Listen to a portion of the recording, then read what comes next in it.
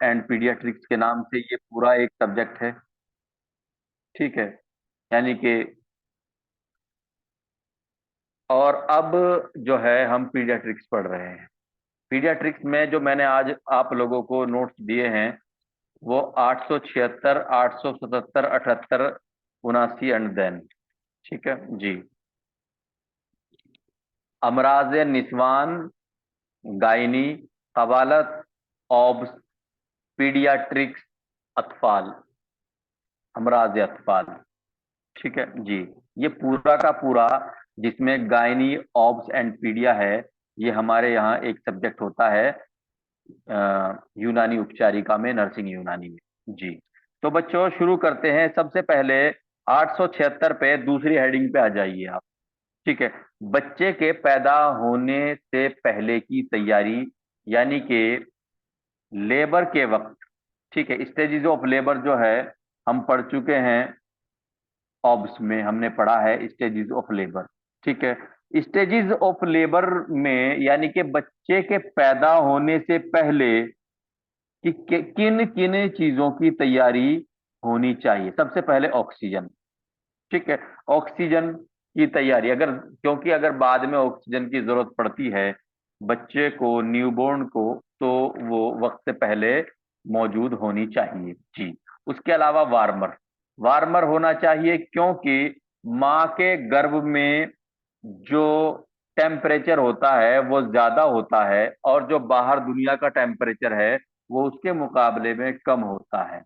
तो बच्चे को वार्मर में, यानी कि एक ऐसे माहौल में जहाँ के पे टेम्परेचर जो है वो कम ज्यादा किया जा सकता है। और चूंकि एक बच्चा जो है वो ज्यादा टेम्परेचर से कम टेम्परेचर की तरफ आ रहा है, तो वार्मर का इंतजाम भी होना चाहिए। Manometer, suction machine, suction machine, क्योंकि बच्चा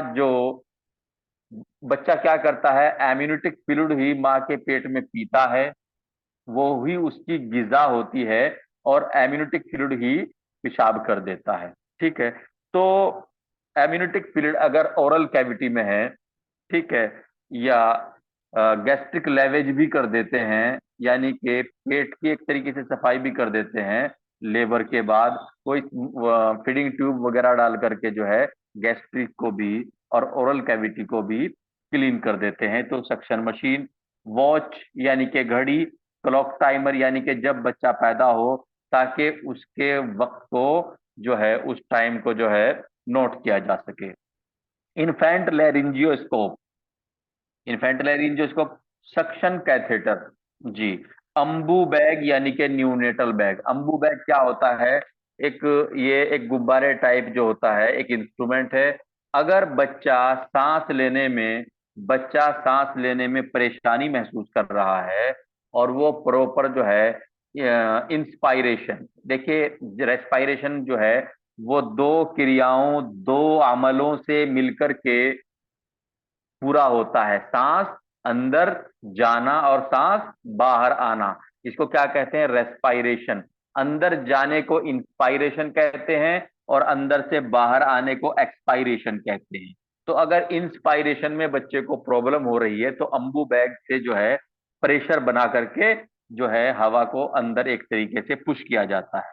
स्टेथोस्कोप, आलाए मिस्माउस सदर, यूनानी में स्टेथोस्कोप को आलाए मिस्माउस सदर कहते हैं, वो भी होना जरूरी है। कोड क्लैंप, कोड क्लैंप यानी कि जब अम्बलाइकल कोड को काटा जाता है तो काटने के बाद जो है उस पे कोड क्लैंप जो है सेट कर दी जाती है ताकि अंदर से बच्चे के साइड से ब्लीडिंग जो है वो ना हो जी। Infant face mask, infant face mask किस लिए, ताकि अगर ऑक्सीजन देने की जरूरत पड़े तो जो इन्फेंट यानी कि न्यूबॉर्न के चेहरे पर लगा करके ऑक्सीजन दी जाती है उसके लिए। 1, 2, 3, 5, 10, 20, 50, ये क्या है, ये नंबर हैं। 1 ml, 2 ml, 3 ml, 5 ml, 10 ml, 20 ml, 50 ml की जो सिरिंज हैं वो अवेलेबल होनी चाहिए। क्या पता किस सिरिंज की जरूरत पड़ जाए, तो ये जो सिरिंज होती है, देखो 1 ml, 2 ml, 3 ml, 5 ml, 10 ml, 20 ml, 50 ml, ठीक है, सिरिंज जो है वो अवेलेबल होनी चाहिए। नीडल्स यानी कि सुइयां जो होती हैं वो भी होनी चाहिए। अडहेसन एडहेसिव टेप यानी कि किसी भी इंस्ट्रूमेंट को या कहीं भी कुछ भी चिपकाने की अगर जरूरत पड़ती है तो उसके लिए चिपकाने वाली टेप। ड्राई वार्म्ड टॉवल यानी कि सूखा हुआ साफ धुला हुआ और वार्म्ड यानी कि हल्का सा गर्म टॉवेल जो है वो होना चाहिए, जिसमें बच्चे को साफ किया जा सके और बच्चे को लपेटा जा सके। मेडिसिन, ड्रग्स, दवाइयाँ, इमरजेंसी की दवाइयाँ जो के बच्चे के काम आ सकती है, न्यूबॉर्न के काम आ सकती है वो। नैलेक्सोन हाइड्रोक्लोराइड जी, एक डेक्सट्रोज 10%, जिस तरीके से आपने D5 का नाम सुना है ना, 5%, ठीक है, इसी तरीके से एक डेक्सट्रोज 10% आती है, ठीक है, उसको जो है रखना होता है। क्योंकि कई बार पीडियाटिशियन जो होते हैं, जो शिशु रोग स्पेशलिस्ट विशेषज्ञ होते हैं, अगर वो देते हैं कि बच्चे का जो डेक्सट्रोज है, जो शुगर है वो लो है, तो फिर कुछ ml जितनी की जरूरत होती है डेक्सट्रोज जो है वो बच्चे को लगा देते हैं। नॉर्मल सैलाइन यानी कि NS, इन सब चीजों की जो बंदोबस्त है वो बच्चे के पैदा होने से पहले ही रखना चाहिए। दौराने विलादत यानी कि इंट्रा लेबर के लिए जरूरी सर्जरी के लिए OT की तैयारी, ठीक है। देखिए, जो नॉर्मल डिलीवरी है यानी कि जो लेबर यानी कि नॉर्मल डिलीवरी है, ठीक है, वो तकरीबन तकरीबन जो है 85% डिलीवरीज यानी कि लेबर ऐसी होती हैं जिनमें कोई कॉम्प्लिकेशन, कोई परेशानी नहीं आती, ठीक है। उसके बाद नॉर्मल लेबर के बाद एबनॉर्मल लेबर, हमने एबनॉर्मल लेबर भी पढ़ा है जिसमें प्लासेंटा प्रीविया जैसी कंडीशंस हैं, ठीक है। यानी कि एबनॉर्मल लेबर के बाद कई बार सिचुएशन ऐसी होती है कि जिसको लेबर के जरिए से जो है मतलब एक तरीके से डिलीवर्ड नहीं कराया जा सकता, और ऐसी ऐसे प्रसव को ऑपरेशन यानी कि LSPS यानी कि लोअर सेगमेंट सिजेरियन सेक्शन के बाद ही करना संभव होता है। तो OT की संपूर्ण व्यवस्था भी होनी जरूरी है, ठीक है।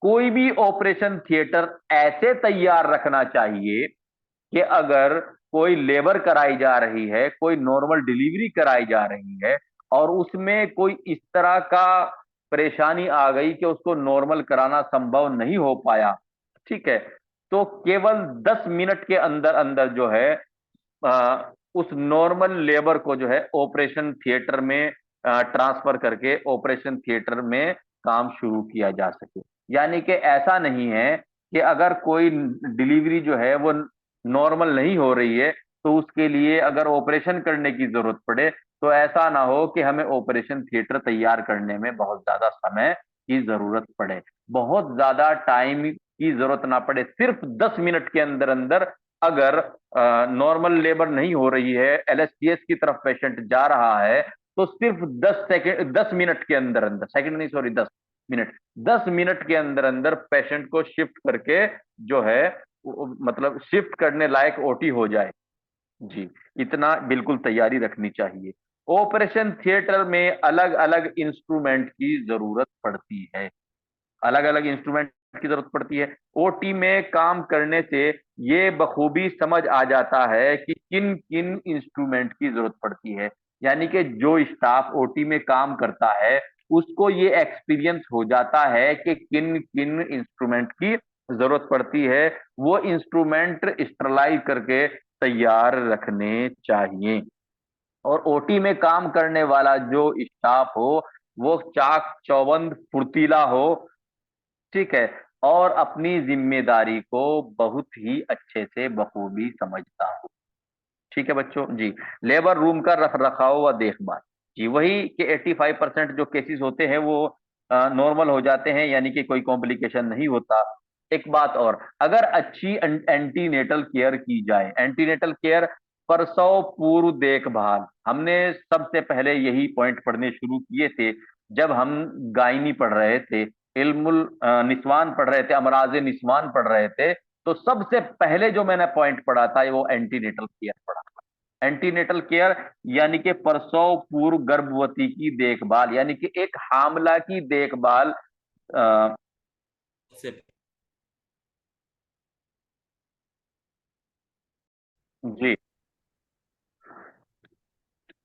यानी कि antenatal care, actually antenatal care का क्या काम है? एंटीनेटल केयर में देखिए, एंटीनेटल विजिट होती है। एंटीनेटल विजिट जो है, अगर 40 वीक्स तक एक लेबर जा रही है, तो आपको मैंने हिसाब जोड़ करके बताया था कि 40 वीक्स में, 40 हफ्ते में, एक गर्भवती माँ, एक महिला जो है 15 बार फीमेल डॉक्टर, लेडी डॉक्टर, महिला चिकित्सक के पास जाती है। बता दूं थोड़ा सा कैसे कैसे जाती है। पहले 7 महीने में 7 बार, यानी कि हर महीने एक बार। उसके बाद 8वें और 9वें महीने में, यानी कि 28, 29, 30, 31, 32, 33, 34, 35, 36, 8 हफ्ते। 8 हफ्तों में जो है कितनी बार जाएगी? 4 बार, यानी कि 8वें और 9वें महीने में कितनी? हर 15-15 दिन पे। तो 7 और 4 कितने हो गए? 11। और जो 10वां महीना है उसमें हर हफ्ते, तो 11 और 4 15। ठीक है। तो एंटीनेटल विजिट, जब एंटीनेटल विजिट की जाएगी, तो उसमें जाहिर सी बात है, जो टीटी लगता है अपने समय पे वो भी लग जाएगा, जो अल्ट्रासाउंड होता है वो भी हो जाएगा, जो कॉम्प्लिकेशन वगैरह जो भी जितनी भी चीजें हैं वो सारी सामने आ जाएंगी। हीमोग्लोबिन कम तो नहीं है उसका पता लग जाएगा, पीसी वगैरह सब सही है, टीएलसी इन्फेक्शन वगैरह की क्या सिचुएशन है, सारी चीजों का पता लग जाएगा। और प्रसव पूर्व, यानी कि विलादत से पहले, यानी कि बच्चा पैदा होने से पहले, उसकी फिर जो है उसका इलाज भी कर लिया जाएगा, उसकी जो है रोकथाम कर ली जाएगी। ठीक है बच्चों। तो अगर अच्छा एंटीनेटल केयर किया जाए, तो लेबर के लिए ये और भी ज्यादा फायदेमंद हो जाता है। जी। अब जो लेबर रूम होता है उसका जो है, देखिए ये सब चीजें जो है हम गायनी में पढ़ के वैसे तो आ चुके हैं, लेकिन चूंकि बच्चे के बारे में भी जो पढ़ रहे हैं तो थोड़ा सा उससे जुड़ा हुआ है, तो हल्का फुल्का सा समझ लेते हैं इसको। लेबर रूम में रोशनी का पर्याप्त इंतजाम होना चाहिए, अंधेरा नहीं होना चाहिए, और हाइजीन मेंटेन रहनी चाहिए। गंदगी नहीं रहनी चाहिए, अनहाइजेनिक कंडीशन नहीं रहनी चाहिए, और टेम्परेचर जो है वो मेंटेन रहना चाहिए। ना ज्यादा गर्मी हो, ना ज्यादा ठंड हो। ठीक है, टेम्परेचर जो है वो मेंटेन रहना चाहिए। टेम्परेचर मेंटेन रहने की एक वजह ये भी है, क्योंकि बच्चा जो है वो माँ के गर्भ से आ रहा है, वहां पे एक टेम्परेचर हाई होता है, ज्यादा होता है, क्योंकि इंसान के अंदर तो टेम्परेचर ज्यादा ही होता है ना। ठीक है, तो ज्यादा टेम्परेचर से कम टेम्परेचर की तरफ आ रहा है। अगर वहां पे जो है, अगर लेबर रूम में टेम्परेचर कम होगा, तो बच्चा जो है वो अपने आप को एडजस्ट नहीं कर पाएगा। ठीक है, इस दुनिया के अकॉर्डिंग वो अपने आप को एडजस्ट नहीं कर पाएगा, तो उस बच्चे को परेशानी होगी, और वार्मर की जो जरूरत है वो बढ़ जाएगी। ठीक है, तो इसलिए मेंटेन टेम्परेचर मेंटेन रखना चाहिए लेबर का। न्यू नेटल केयर, मिल्क की फीडिंग, मेडिकेशन, डाइट। जी। बच्चे के लिए ध्यान रखने लायक कुछ बातें हैं, जैसे कि फिजिकल कंडीशन बच्चे बच्चे की देखनी होती है, बच्चे की स्किन ठीक है, बच्चे के बाल ठीक है, बच्चे का सब कुछ टेम्परेचर वगैरह। उसके अलावा क्या होता है? ठीक है, अपगार स्कोर वगैरह, अपगार स्कोर यानी कि बच्चे का कलर कैसा है, बच्चा जो है कैसा एक्शन कर रहा है। ठीक है, बच्चे का सांस कैसा है, बच्चे का ब्लड सर्कुलेशन कैसा है, ये सारी चीजें देखनी होती है। लैक्टेशन, लैक्टेशन यानी कि रजात दूध पीना, ये भी ध्यान देने लायक बात होती है कि बच्चा जो है वो दूध पकड़ रहा है या नहीं, दूध पीने का प्रयास कर रहा है या नहीं। मनात, मनात कहते हैं इम्यूनिटी को। पैदा होने के बाद चूंकि बच्चे का क्या होता है, मनात, मनात इम्यूनिटी को कहते हैं। और इम्यूनिटी किस चीज से पैदा होती है? एक इम्यूनिटी तो वो है जो रब ने सबके अंदर दी है। ठीक है, मान लीजिए किसी की अगर उंगली कट जाती है तो 2-4 दिन में वो अपने आप ही ठीक हो जाती है, ये भी एक इम्यूनिटी पावर है। लेकिन यहाँ इम्यूनिटी का मतलब उस इम्यूनिटी का है जो कि पैदा की जाती है, यानी कि आर्टिफिशियल इम्यूनिटी। आर्टिफिशियल इम्यूनिटी जो कि इंसान खुद, ठीक है, इंसान खुद जो है इंजेक्शन वगैरह लगा करके या दवाई पिला करके पैदा की जाती है, यानी कि वैक्सीनेशन। क्योंकि वैक्सीनेशन से जो इम्यूनिटी पैदा हो जाती है, उस इम्यूनिटी पावर की बात की जा रही है। यानी कि बच्चे का पूरा संपूर्ण वैक्सीनेशन कराना जरूरी होता है। पैदा होने के बाद बच्चा जो है वो 4 हफ्ते तक न्यूनेट, यानी कि नौजायद, यानी कि नौमौलूद कहलाता है।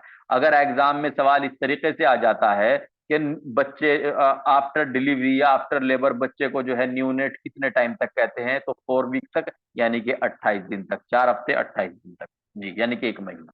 ठीक है जी। हमारे यहाँ लेबर में जो महीना गिना जाता है ना, जो प्रेगनेंसी में जो प्रेगनेंसी में, यानी कि सॉरी, लेबर नहीं, प्रेगनेंसी, जो प्रेगनेंसी में महीना गिना जाता है वो 28 दिन का गिना जाता है, 30 या 31 दिन का नहीं गिना जाता, क्योंकि 4 हफ्ते गिने जाते हैं और एक हफ्ते में 7 दिन गिने जाते हैं, तो 7 चौक 28 के हिसाब से। ठीक है, उसी हिसाब से 40 हफ्ते, यानी कि 40 हफ्ते हो जाते हैं, यानी कि 280 दिन हो जाते हैं, 88 दिन हो जाते हैं जी। अब physical condition of the newborn, healthy newborn. Newborn पैदा होने के 4 हफ्ते पहले, 4 हफ्ते जो होते हैं वो न्यूबॉर्न कहलाता है। और जब बच्चा 4 हफ्ते यानी कि 1 महीने का हो जाता है, ठीक है, उसको इतना क्या बोलते हैं, उसको न्यूबॉर्न। इन्फेंट किसको बोलते हैं? 1 साल तक के बच्चे को इन्फेंट बोलते हैं। ठीक है, मतलब पहला 1 महीना न्यूबॉर्न, और 1 साल तक के बच्चे को क्या बोलते हैं? इन्फेंट बोलते हैं। वेरी वेरी इंपॉर्टेंट क्वेश्चन, दोनों के दोनों एग्जाम में आए हुए हैं, ये परीक्षाओं में पूछे हुए सवाल हैं कि इन्फेंट कितना? 4 हफ्ते तक का बच्चा, ठीक है, सॉरी, न्यूबॉर्न कितना? 4 हफ्ते तक का बच्चा, और इन्फेंट कितना? 1 साल तक का बच्चा। टोडलर, टोडलर कितना? 1 साल से लेकर के 3 साल तक का बच्चा, टोडलर। ठीक है, ये न्यूबॉर्न 1 महीने तक का, इन्फेंट 1 साल तक का, और टोडलर 1 साल से 3 साल तक का, ये सारे के सारे एग्जाम में आए हुए हैं। प्री स्कूलर बच्चा किसको कहते हैं? 3 साल से 5 साल तक के बच्चे को प्री स्कूलर चाइल्ड बोलते हैं। 3 से 5 प्री स्कूल। आपने देखा होगा जो बच्चों की कक्षाएं चल रही हैं वो भी आजकल प्री स्कूल के नाम से ही चल रही हैं, LKG, UKG, nursery, pre nursery. ठीक है, ये सारी क्लासेस जो है, जो कि कक्षा 1 से पहले पहले की आजकल के हिसाब से हैं। तो प्री स्कूल का जो टाइम है, प्री के मैंने पहले, स्कूल का मैंने, स्कूल स्कूल कब से शुरू होगा? कक्षा 1 से शुरू होगा, 1 2 3 4 5 12 तक होगा। तो प्री स्कूल यानी कि स्कूल में, स्कूल से पहले, यानी कि जो कक्षा 1 में आने के लिए तैयारी कराई जाती है, उसकी बात कर रहे हैं। तो प्री स्कूल का जो टाइम है वो कक्षा 3 साल से लेकर के 5 साल तक का बच्चा प्री स्कूल का बच्चा कहलाता है। और स्कूल एज कितनी कहलाती है? ठीक है, प्री का तो आपने जान लिया, अब स्कूल एज भी जान लीजिए। स्कूल एज होती है 6 साल से लेकर के 12 साल तक का बच्चा स्कूल एज का कहलाता है। ठीक है जी। हेल्दी न्यूबॉर्न किसको कहते हैं? जी, हेल्दी न्यूबॉर्न कहते हैं, नॉर्मल न्यूबॉर्न उसको कहते हैं जो कि प्रेगनेंसी के 38वें हफ्ते से लेकर के 40वें हफ्ते तक के बीच में पीरियड में पैदा हो। वेरी इंपॉर्टेंट क्वेश्चन आया हुआ है, एग्जाम में आया हुआ है। ठीक है जी, इसको कई तरीके से पूछ लेते हैं कि लेबर के लिए जो नॉर्मल टाइम क्या है, वो है यानी कि 9 महीने 7 दिन से लेकर के 40 हफ्ते तक। ठीक है, यानी कि 9 महीने 7 दिन के बाद हफ्ता कौन सा लगेगा? 38वां लगेगा ना। तो 38, 39, 40वां जो हफ्ता है ये लेबर के लिए सबसे मुफीद होते हैं, फायदेमंद होते हैं। और इसमें जो बच्चा पैदा होता है वो ज्यादा हेल्दी माना जाता है जी। और बच्चे का जो वजन हो पैदाइश के टाइम पे, वो 2.5 से 3 किलोग्राम के बीच होना चाहिए। ऐसे ऐसे वजन को नॉर्मल वजन माना जाता है जी।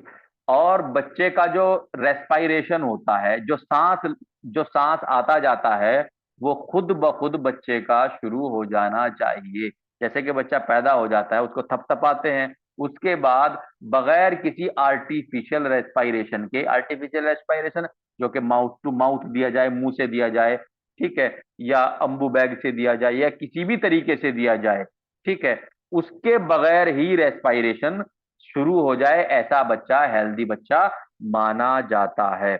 जो बच्चा, जो दुनिया के माहौल में, वातावरण में एडजस्ट हो जाए, यानी कि अनकंफर्टेबल ना महसूस करे, उसका टेम्परेचर नॉर्मल रहे, उसकी सारी कंडीशंस नॉर्मल हो जाए, यानी कि अपने आप को इस वातावरण में ढाल ले, अपने आप को इस वातावरण के अनुकूल बना ले, उसको हेल्दी बच्चा माना जाता है जी।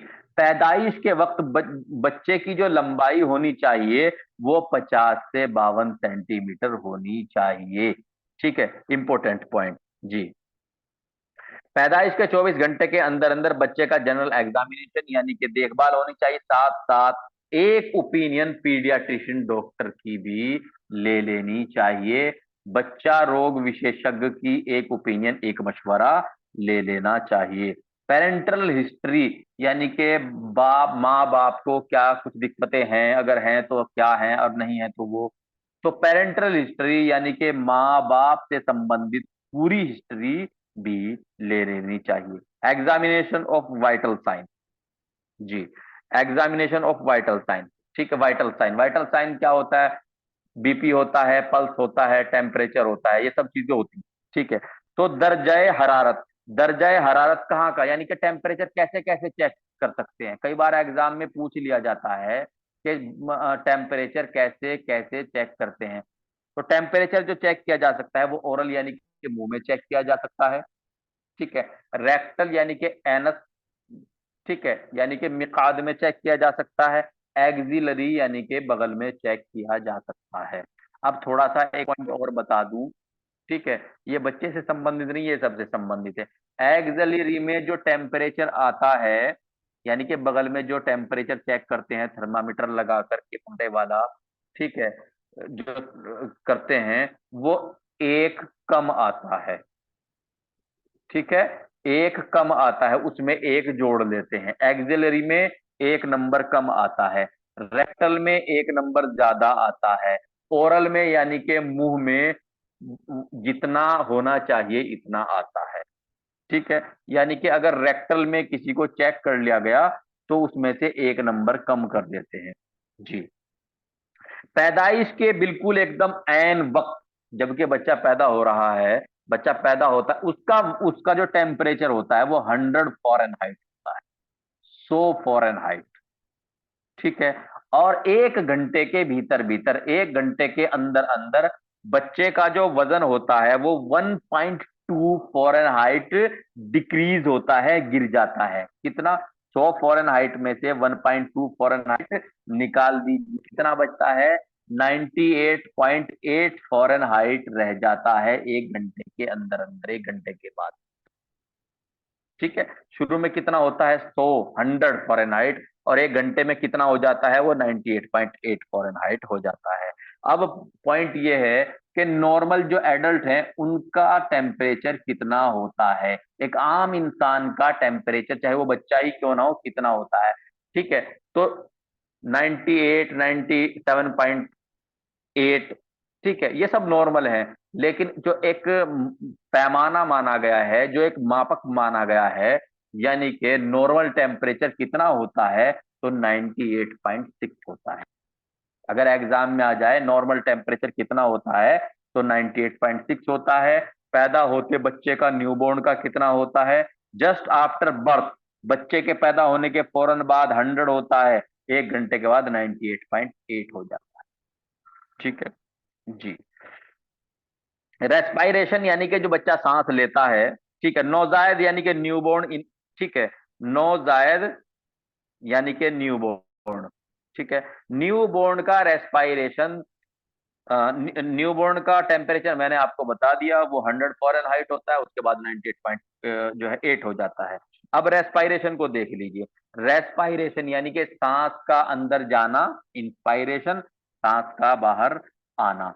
तो सांस का अंदर जाना, सांस का बाहर आना जो है वो 30 से 60 पर मिनट होता है।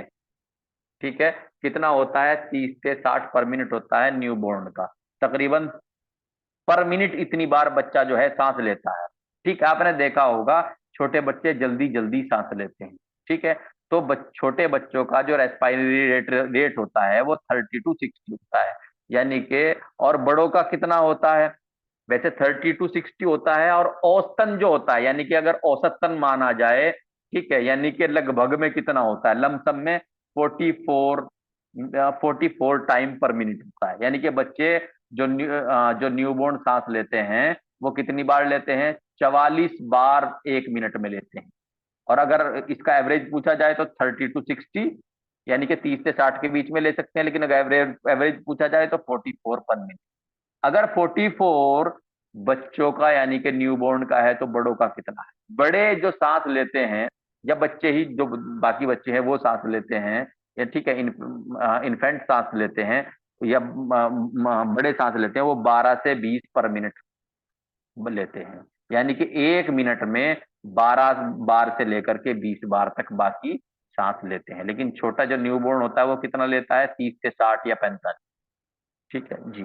पल्स, नब्ज, न्यूबॉर्न में नब्ज 100 से, यानी कि 100 से 160 बीट पर मिनट होती है। यानी कि जो न्यूबॉर्न होते हैं ना, न्यूबॉर्न की जो पल्स होती है, जो नब्ज होती है, न्यूबॉर्न की नब्ज कितनी होती है, 100 से 160 बीट पर मिनट। यानी कि उनका जो दिल धड़कता है, उनकी नब्ज चलती है वो 100 से 160 बार 1 मिनट में चलती है। अगर न्यूबॉर्न की इतनी चलती है तो फिर बाकी की कितनी चलती है बड़ों में? पल्स जो है वो 72 बीट पर मिनट होती है। ठीक है, जो नॉर्मल है बाकी की है वो 72 बीट पर मिनट है जी। ब्लड प्रेशर को देख लेते हैं। आपने शायद ब्लड प्रेशर बच्चों का चेक होता देखा होगा। तो सबसे पहले मैं बड़ों का ब्लड प्रेशर बता देता हूँ। जो बड़ों का ब्लड प्रेशर होता है, जो एडल्ट का ब्लड प्रेशर होता है वो 120/80 mmHg होता है। कितना? 120/80। ऊपर वाला 120, नीचे वाला 80। जो ऊपर वाला होता है उसको सिस्टोलिक बोलते हैं, जो नीचे वाला होता है उसको डायस्टोलिक बोलते हैं। ये किस में होता है? ये एडल्ट का ब्लड प्रेशर है। अगर एडल्ट का 120/80 है, सिस्टोलिक डायस्टोलिक, तो न्यूबॉर्न का कितना होगा? 60/45। 120/80 बड़ों में होता है, तो लेकिन न्यूबॉर्न में कितना होता है? 60/45 या 40/25 पर मिनट। सॉरी, mmHg पर मिनट तो पल्स होती है, mmHg। ठीक है जी। Care of the healthy newborn, यानी कि हेल्दी न्यूबॉर्न की देखभाल कैसे की जाए। ठीक है। रेस्पायरेटरी केयर, पैदा होने के 20 सेकंड बाद बच्चा रोने लग जाता है। केवल 20 सेकंड बाद बच्चा रोने लग जाता है। रोने का मतलब क्या होता है? रोने का मतलब ये होता है, जब बच्चा अपनी माँ के गर्भ में होता है, उसके जो फेफड़े होते हैं वो निष्क्रिय होते हैं, काम वाम नहीं करते। क्यों? क्योंकि उसको जो ऑक्सीजन मिलती है वो माँ के ब्लड से मिलती है। ठीक है। अब लेकिन वो दुनिया में आ रहा है। अब माँ का जो ब्लड सिस्टम है वो उससे अलग होने लग रहा है। अम्बलाइकल कोड कट जाएगी लेबर के बाद। तो बच्चे का जो ब्लड है, बच्चे का जो ब्लड सर्कुलेशन है वो अलग हो जाएगा, और माँ का जो सर्कुलेशन है वो माँ के साथ। तो इस सिचुएशन में अब जब ब्लड सर्कुलेशन अलग हो जाएगा तो माँ का ऑक्सीजन तो नहीं मिलेगा बच्चे को। तो जब माँ का ऑक्सीजन बच्चे को नहीं मिलेगा तो बच्चा ऑक्सीजन कहाँ से लेगा? बच्चा भी ऑक्सीजन ऐसे ही लेगा जैसे बाकी सारे मतलब बच्चे की माँ लेती है, बच्चे के फादर लेते हैं, बच्चे का रिलेटिव पूरी दुनिया लेती है, बाकी सब लोग लेते हैं। बच्चा भी ऐसे ही सांस लेगा। कैसे?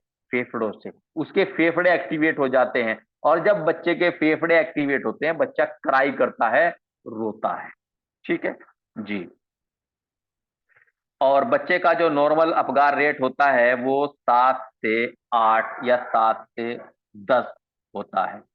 8 से 10, यानी कि 10 की तरफ जितना जितना ज्यादा होता है वो उतना अच्छा होता है। बाकी आप लोग एक बार अपगार स्कोरिंग को जरूर देख लेना। ठीक है। जहां मैंने स्टेजेस ऑफ लेबर पढ़ाया था उसके बाद मैंने आपको अपगार स्कोरिंग पढ़ाया था, उसको देख लेना, इससे सवाल बन जाता है जी। कोड काटने के बाद बच्चे को अलग कर लिया जाता है साफ हाइजेनिक तौलिए में, जो कि हल्का सा गर्म भी हो, साफ हो, धुला हुआ हो, हाइजेनिक हो। ठीक है। और बिल्कुल एकदम ठंडा ना हो तौलिया। खास तौर से सर्दी के मौसम में इस चीज का ध्यान रखना है कि तौलिया जो है वो हल्का सा निवाया भी हो, हल्का सा गर्म। जी बाकी ठीक है बच्चों।